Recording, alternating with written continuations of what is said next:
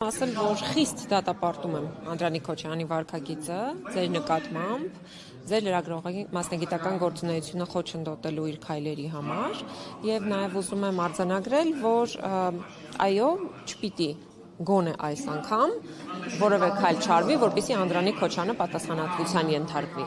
որովհետեւ այսպիսի դեպքերը դարձել են այսպես շարունակական, մարդիկ սկսել են իրենց ճաշակով պատասխանել, որ լրագրողին, որ հարցին են ուզում պատասխանել, որ ինչ են ուզում պատասխանել,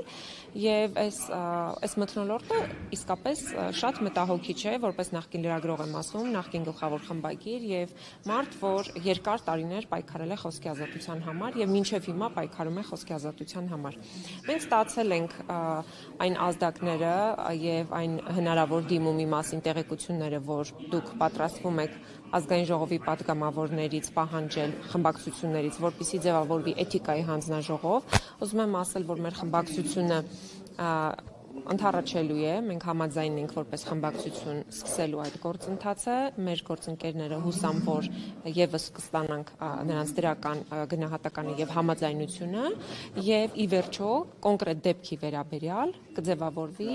ժամանակավոր էթիկայի հանձնաժողով, որը կտա եզրակացություն Անդրանիկ Քոչարյանի վարքի վերաբերյալ։ Այն, որ Անդրանիկ Քոչարյանի վարքագիծը բացարձակապես չի համընկնում падգամավորի գործունեության եւ երաշխիքների մասին օրենքով սահմանված նորմերին, դա միանշանակ է։ Անդրանիկ Քոչարյանը խախտել է լրագրողի մասնագիտական գործունեության ազատության իրավունքը։ Նա խտրական վերաբերմունք է դրսևորել լրագրողների նկատմամբ, ինչը սահմանադրական արգելք է, որովհետեւ խտրական վերաբերմունք չի կարելի կիրառել ոչ պայմանավորված սեռով, ոչ տարիքով, ոչ ազգությամբ, ոչ նաեւ մասնագիտությամբ։ Եվ ուզում եմ առավել հեռուն գնալ եւ արձանագրել, որ Անդրանիկ Քոչարյանը նաեւ սեքսիզմին բնորոշ դրսևորումներով է իր խոսքը համեմել, ինչը եւս խտրական վերաբերմունք է եւ խտրականությունը Հայաստանի Հանրապետության սահմանադրությամբ արգելված է։ Հետևաբար, падգամավորը պիտի կրի պատասխանատվություն։ Եվ եթե իշխող խմբակցությունը ուզում է այդ խարանից ազատվել եւ ուզում է իսկապես դրա պատասխանատվության տակ չմտնել, ուրեմն պարտավոր է ընդառաջել եւ էթիկայի հանձնաժողովի ձևավորման համար տալ համապատասխան քանակի падգամավորներ, որպեսզի ձևավորվի այդ հանձնաժողովը։ Հանձնաժողովը, ես կարծում եմ, որ սկզբունքային հարց է, որպեսզի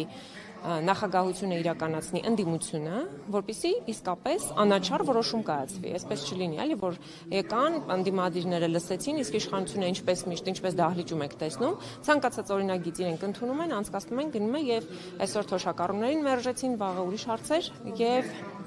թվով իրենք ավելի շատ են, բայց պիտի կոնսենսուս ձևավորվի, եթե իրենք ուզում են իսկապես խնդիրը լուծել։ Եթե ուղղակի ձեզ հաճոյանալու համար պիտի ասեն, այո, կձևավորվի այդ էթիկայի հանձնաժողովը, բայց էթիկայի հանձնաժողովը չի հասնի նրան, որ ազգային ժողովը կայացնի որոշում, որ պետք է Անդրանիկ Քոչարյանի ձեռքից մանդատը վերցնել եւ զրկել իրեն մանդատից, ուրեմն այս ամեն ինչը անիմաստ է, ուրեմն ձեր պայքարը անիմաստ է։ Հետևաբար, դուք պիտի պայքարեք եւ դուք պիտի լինեք այնքան սկզբունքային, որ մինչեւ վերջ գնաք եւ մենք էլ խորհրդանի ներսում պայքարենք, որպեսզի Անդրանիկ Քոչարյանը падգամավորական մանդատից զրկվի, լրագրողի հետ անհարգալից խոսելու, լրագրողի հետ խուլիգանական վարքագիծ դրսևորելու համար։ Ընդ որում մենք կքննենք իհարկե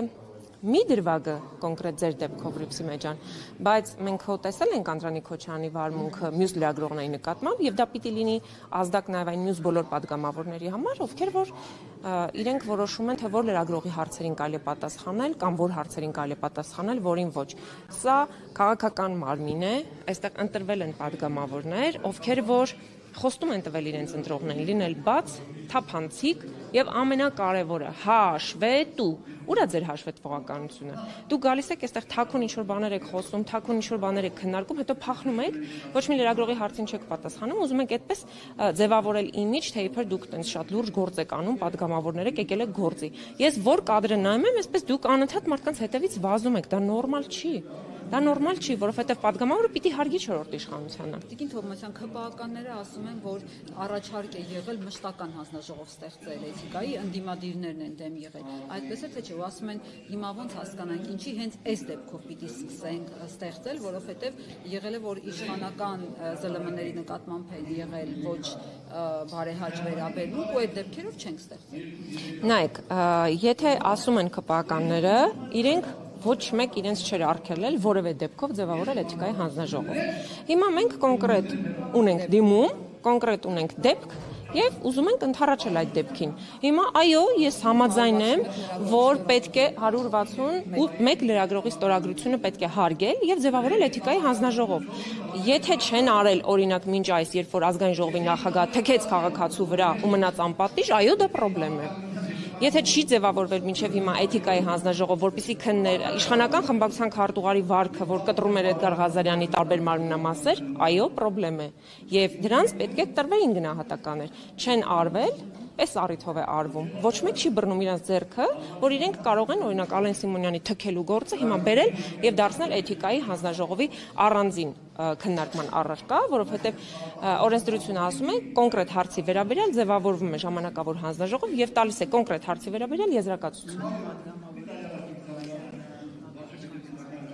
Համամասնությունը պիտի լինի այնպես, ինչպես ներկայացված են ազգային ժողովում։ Էթիկայի, որպեսզի Անդրանիկ Քոչարյանը զրկվի մանդատից, անհրաժեշտ կլինի ազգային ժողովի որոշում։ Որոշումը ընդունվում է 54 մոտավորապես ձայներով։ Այսինքն 54 պատգամավոր պիտի քվեարկի համոզմունքով, որ լրագրողների հետ չի կարելի պահել